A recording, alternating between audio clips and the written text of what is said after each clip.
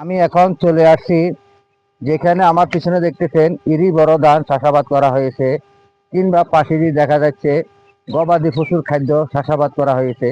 কিভাবে চাষাবাদ করা হয়েছে চলুন দেখে আসি। যথেষ্ট পরিমাণ ইরি বড় ধান চাষাবাদ করা হয়েছে, দেখতেছেন একবারে পরিপূর্ণিত। কৃষকের মনে অনেক আনন্দের ঝড় উঠেছে, কারণ যথেষ্ট পরিমাণ ধান হয়েছে। দেখতেছেন এখানে ধান আর ধান। ওই পাশে দেখা যাচ্ছে এখানে সোনালী পাট দনিচা এগুলা লাগিয়ে রেখেছে, কারণ সোনালী পাটেরও মোটামুটি ভালোই দাম পাবে, কারণ গত বছরও তারা লাগিয়েছিল। যথেষ্ট পরিমাণ সোনালী পাট হয়েছে এবং কি ইরি বড় ধান যথেষ্ট পরিমাণ হয়েছে। এখন বর্তমান বাজার চলতেছে 1150 টাকা। 1150 টাকা, হয়তো বাজার কখনো বাড়ে কখনো কমে।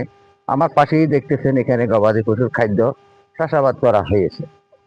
এখানেও গবাদি পশুর খাদ্য, আপনি যদি 10টা 15টা গরু পালন করেন কিংবা ছাগল ভেড়া পালন করেন, তাহলে আপনি অনায়াসে পালন করতে পারবেন। আপনাকে খাবানির কিংবা ঘাসের জন্য আপনাকে টেনশন করতে হবে না। কাঁচা ঘাস আপনি অবশ্যই গবাদি পশুকে খাওয়াইতে পারবেন। ওই পাশে দেখতেছেন এটা হলো আম বাগান, কিংবা আম বাগানের ভিতরে যে খালিটুকু জায়গা আছে সেখানেও কিন্তু তারা এই যে এখানে গবাদি পশুর খাদ্য আম বাগানের পাকে পাকে লাগিয়ে রেখেছে। প্রিয় বন্ধুগণ, আমরা অবশ্যই কৃষিতে পারদর্শী হইতে হবে। আমরা যদি কৃষিতে পারদর্শী না হই, আমরা যদি কৃষিতে আগিয়ে না আসি, তাহলে আমরা অবশ্যই অনেক নিচে নেমে যাব। আপনারা জানেন আমাদের দেশে কৃষি ক্ষেত্র অনেক নিচে নেমে রয়েছে।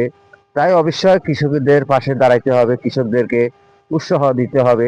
কৃষকে কি প্রয়োজন আছে এগুলা তাদের তত্ত্বাবধান নিতে হবে, তাদেরকে ওষুধ ফাঁস এবং তাদেরকে উৎসাহ দিতে হবে।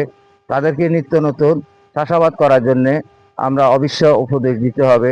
তাই আমি সকল কৃষি কর্মকর্তাদের প্রতি আহ্বান জানাইতেছি, আপনারা কৃষকের পাশে দাঁড়ান, নিত্য নতুন ফসল উৎপাদন করার জন্য তাদেরকে উৎসাহ দেন। কৃষক বাঁচলে তো দেশ বাঁচবে।